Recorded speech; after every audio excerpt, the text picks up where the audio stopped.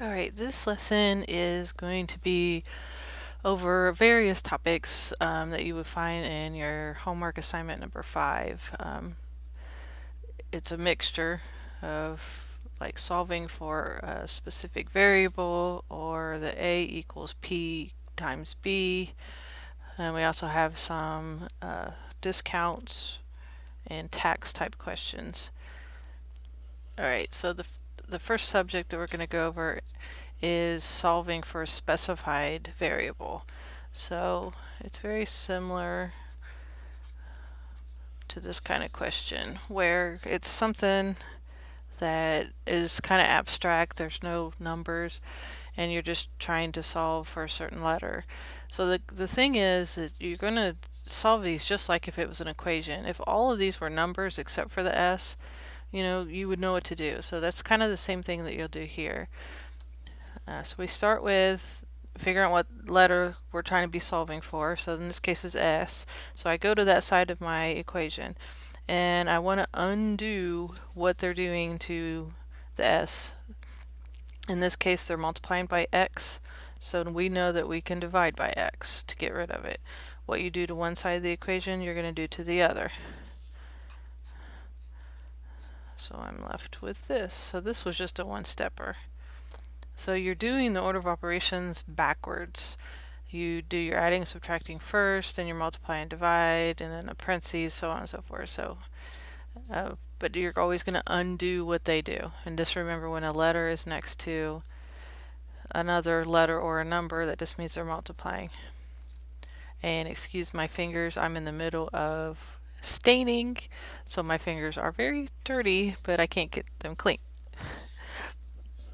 Alright, so let's look at our next question.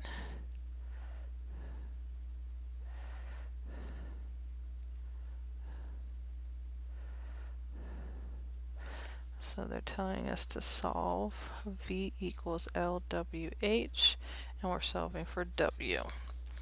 So the same thing. Look for the side with the letter that we need to get by itself. That's this side. And undo what they are doing. So this means that this is L times W times H. So if we divide by L and H, that gets rid of the L and the H on that side. But remember, what you do to one side, you do to the other. So gone, gone. So that again was just one step. Now you could have made it 2 steps. Divided by the L first, then divided by the H second, but we can do it all at one time.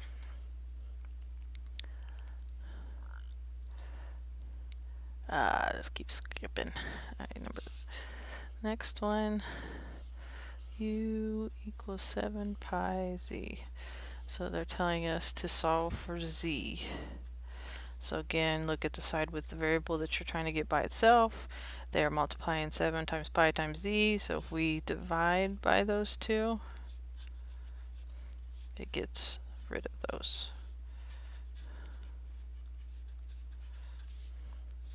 Sorry. So we're, again, almost the same thing what we just finished.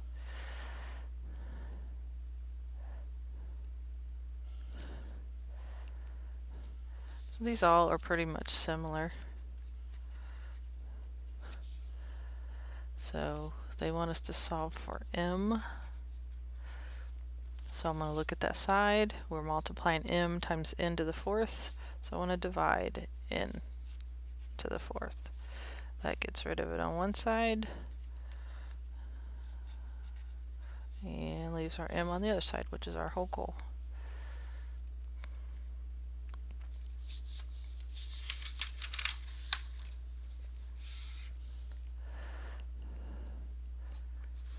Alright, so this one says solve y equals s times x plus m for s. Alright, so this one's going to take a couple things. So I look for my side with s, so this is the side we're picking on. So remember how I said we're doing the order of operations backwards? Please excuse my dear Aunt Sally. So now we go to the bottom and we undo it from the bottom up. So we're going to get rid of the adding and subtracting first. So when I look at this side, I'm adding m, so I need to subtract m. So that canceled out. And then we're back to kind of like what we did on the previous one. We're doing s times x. So to get rid of the x, we're going to divide. Because that gets rid of the x. X divided by x is 1. S times 1 is still s.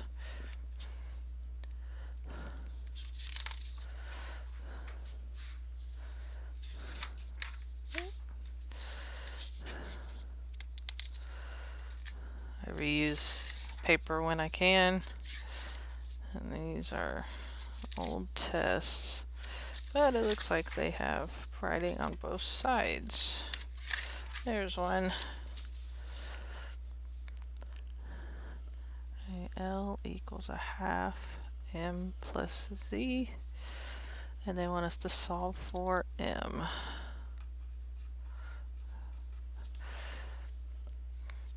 Alright, so this one's a little bit more complicated. I can't do anything in the parentheses first because right now these guys are married until this guy out here is gone. So that's the first thing we're going to do. They are multiplying by a half. I want to divide by a half.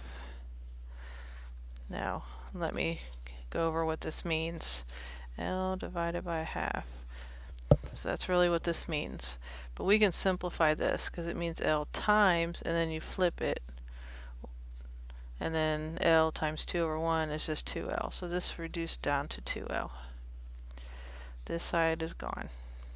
And then I'm left with M plus Z.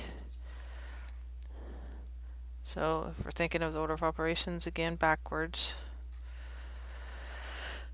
they had no adding or subtracting because we can't count these because right now this is a parenthesis step.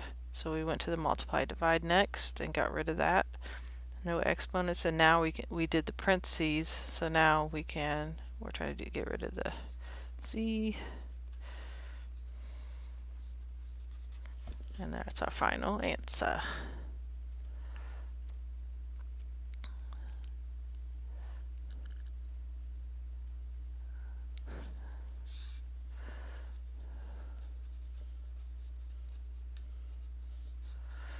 So we're solving this for r. So kind of the same thing. We want to follow the order of operations backwards. Add and subtract, we can't touch this yet. It's in parentheses, so multiply and divide is next.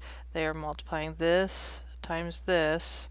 So if we divide by that, remember, dividing by something is the same thing as flipping it and multiplying. So that's what I'm going to do. I'm going to multiply this side by 3h. Multiply this side by 3h. Those cancel each other out. We could just do 3h in the front. You could have put multiplied too. Minus b.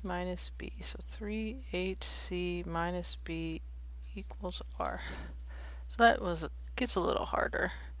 But just remember to go in the reverse order and you should always have it.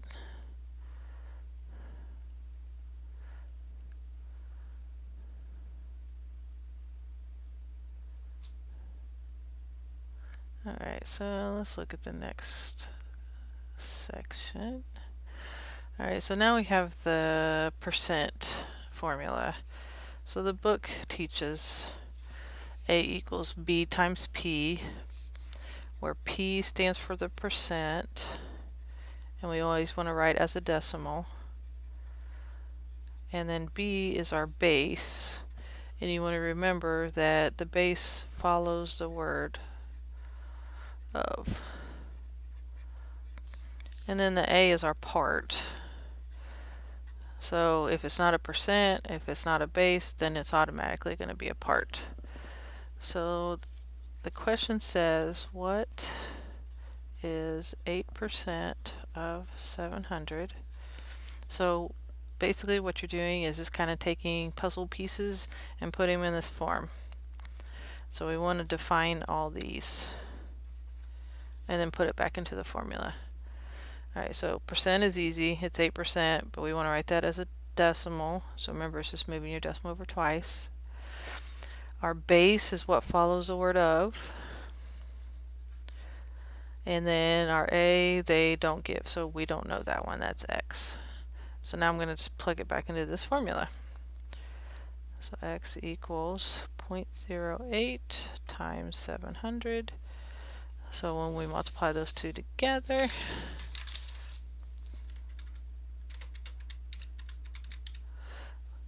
we get x is 56. So it's really just defining your A, P, and B. And that A sometimes is hard to tell which one is A, which one is your part. Percent is always easy to find. It has a percent sign after it.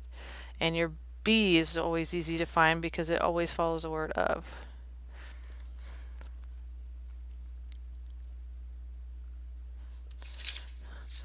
So we have one that says 22 is 55% of what? So A, P, and B. So percent's easy. Just remember to keep it as a decimal. Base is what follows the word of. So 22 doesn't follow the word of, so that automatically puts it here. When you see the word what after of, that means that is what we're trying to find. So let's plug it back into our formula. A equals P times B. So A is 22, P is 55, and B is X.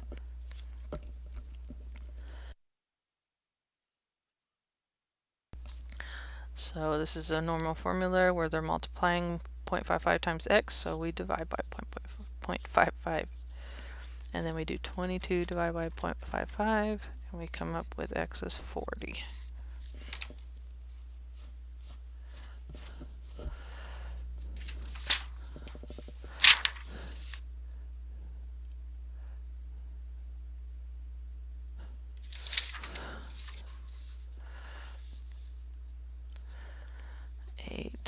Is what percent of 80? So we're trying to find our A, P, and B. Percent, we don't know it. So this is our X.